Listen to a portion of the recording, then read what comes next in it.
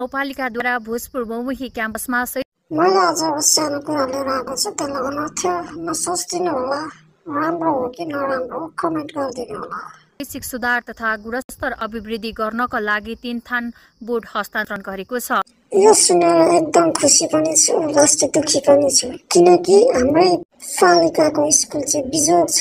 तपाईँ चाहिँ भोजपुर जिल्ला गएर दान गर्दै हुनुभएको छ, अनि त खुसीको खबर के हुन्छ कि हाम्रो पालिका भन्दा जिल्ला चाहिँ अलिक सानो हो। अहिले रु 6 लाख मूल्य बराबरको 3 वटा इन्टरेक्टिभ बोर्ड तपाईँले गर्नुभएको राम्रो काम हो, तर यही पैसा चाहिँ हाम्रो रामप्रसादमै गर्नुभएको भए स्कुलमा अलिक राम्रो हुन्थ्यो कि।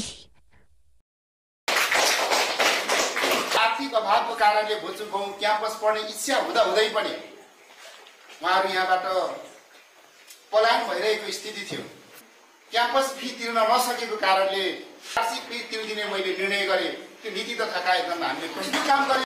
हो, तपाईँहरूले तिर्दिनु भएको, तर तपाईँले तिरेको होइन नि त, मैले तिरेको नभन्नु सदस्यज्यू।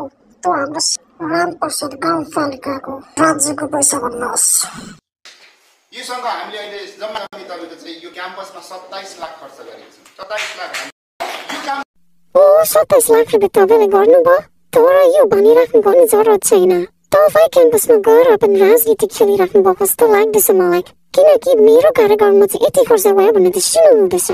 मलाई उपहार स्वरूप अख्तियारमा मुद्दा छ। विद्या भोजपुर गाउँ क्याम्पसमा गएर मैले यस्तो खालको कार्यक्रम गर्छु भने म सोचेको पनि थिएन, मैले त्यो सपना पनि देखेको क्याम्पस।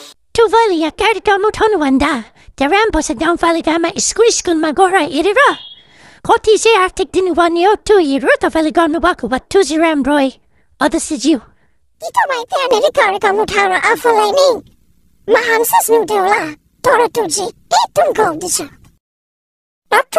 प्रमोद खुमराज्यूले बोल्नु सही कुरा हो। त्यो अध्यक्षज्यूको पैसा होइन, त्यो सिङ्गो रामप्रसाद गाउँपालिकाको सिङ्गो पैसा हो। त्यो पैसा भनेको सहयोग गर्नुहुने र त्यस गाउँपालिकाका प्रमुख प्रशासकीय अधिकृतज्यू र सम्पूर्ण पालिकाका जनप्रतिनिधिहरू र सम्पूर्ण भोजपुर क्याम्पसको तर्फबाट चाहन्छु हार्दिक आभार प्रकट गर्न चाहन्छु।